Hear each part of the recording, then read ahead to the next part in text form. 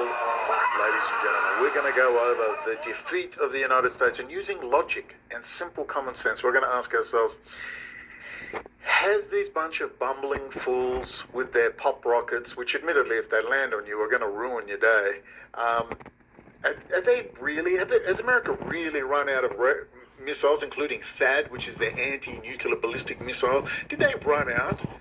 Did the Pentagon forget to press the button? Oh no, we appear. Trump's yelling at that hex at you, man. You lied to me. Oh my goodness, does this remind you of something?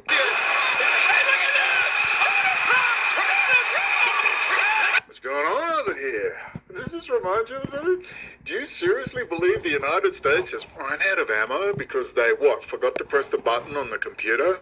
With giant battle management systems, gigantic data, farming, AI, the greatest logistical power in the world. No one shifts stuff around the planet like the US military. Nobody.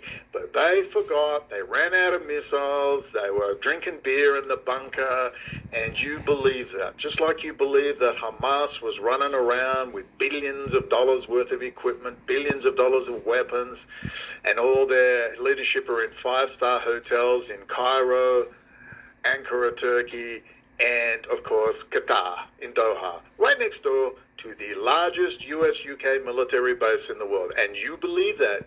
You believe that Hezbollah, with their little we will kill and leave now, or leave in a box to all the Jews of Israel. 100,000 missiles they promised. I mean, if there was a time to fire 100,000 missiles at Israel, it would be devastating. It would have been after October 7, 2023. Did they fire any missiles apart from their little stellar Russian anti-tank weapons? Did they fire their missiles in coordination with Iran?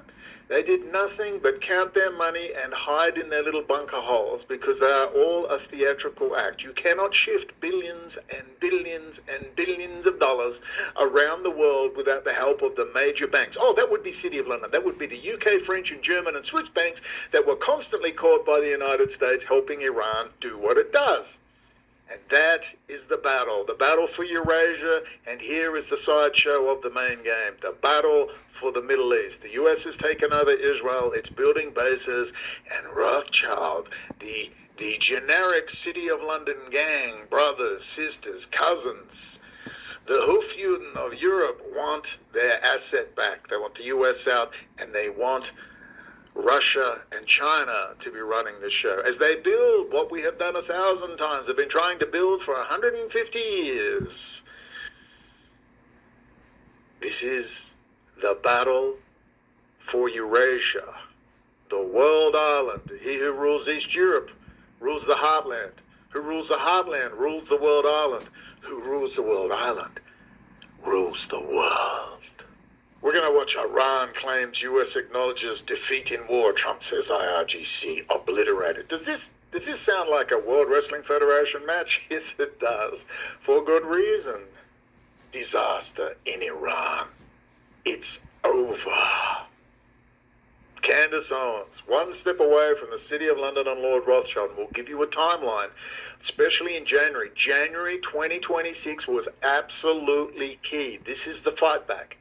This is the fight back of the City of London assets. If you didn't know, Candace Owens married George Farmer. Father is Lord Farmer, metal trader out of the City of London. He's a House of Lords, multi-zillionaire and close associate of both King Charles and Lord Jacob Rothschild when he was alive himself at the Council of Christians and Jews. You'd think someone might want to mention that, and I put out a challenge to you to find a single person online that will mention this. It's infuriating. And then, of course, you have Tucker Carlson.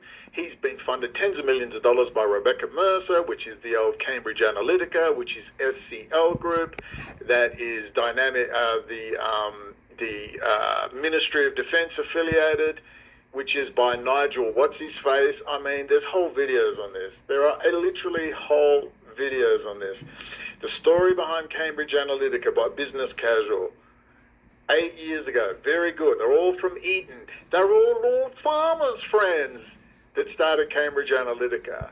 Oh, jolly good, tally-ho. And then there's Rebecca Mercer telling Bannon in 2018 to stop your populist stuff. And that was when Bannon had the huge falling out. That's when Bannon, we need timelines. Bannon at that stage has told Ivanka Trump to F off in the Oval Office. Thinks he's getting sacked. And Trump says, sweetheart, maybe you and Jared should go back to New York.